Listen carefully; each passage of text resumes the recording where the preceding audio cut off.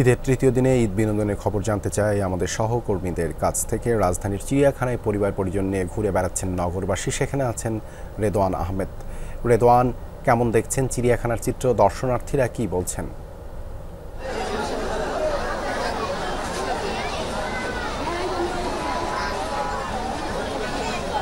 দেবাশিস, সকাল ৯টা থেকেই কিন্তু চিড়িয়াখানার এই মূল ফটক খুলে দেওয়ার পর কিন্তু মানুষের একরকম ঢল নেমেছে চিড়িয়াখানায়।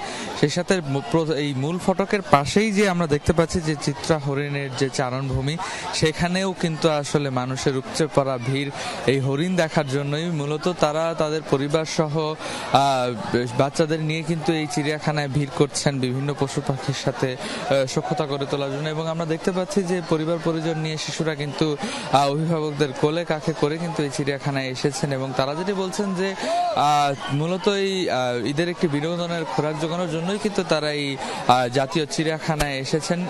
আরেকটি বিষয় যদি বলতে চাই, চিড়িয়াখানার আসার পথ কিন্তু প্রচন্ড যানজট। সেখান থেকে একদম সনি সিনেমা হলের পাশ থেকে কিন্তু এই চিড়িয়াখানামুখী যেসব মানুষজন আসছেন তারা কিন্তু তাদের ভোগান্তির কথা বলছিলেন যে আসতে তাদের প্রচন্ড ভোগান্তি পোহাতে হচ্ছে, যার কারণে আসলে একরকম ভোগান্তি নিয়েই কিন্তু তারা এই পরিবার পরিজন নিয়ে এই চিড়িয়াখানায় এসেছেন। এবং মূল ফটকের সামনে থেকে কিন্তু এখন পর্যন্ত এই চিড়িয়াখানার ভেতরে ঢোকার যে পথ, সেটি কিন্তু আসলে একরকম মানুষের জনসমুদ্রে পরিণত হয়েছে। এবং ঢোকার পরপরই পাশেই যে চিড়িয়াখানার চিত্রা হরিণের যেই চারণভূমি, সেখানেই কিন্তু মানুষের যে ভিড় সেটি কিন্তু লক্ষণীয়। সেই সাথে যা অভিভাবকরা বলছিলেন যে মূলত শিশুদের এই বিভিন্ন রকমের পশু পাখি প্রাণীর সাথে পরিচয় করিয়ে দেওয়ার জন্যই কিন্তু তারা এই চিড়িয়াখানায় এসেছেন। মূলত এই বাংলাদেশ চিড়িয়াখানার এই যে চিড়িয়াখানা, সেখানে কিন্তু প্রায় এরকম বেশ কিছু নতুন পশু পাখিরও আনাগোনা হয়েছে।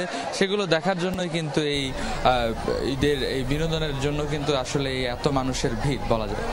দেবাশিস, ধন্যবাদ রেদওয়ান যুক্ত হবার জন্য।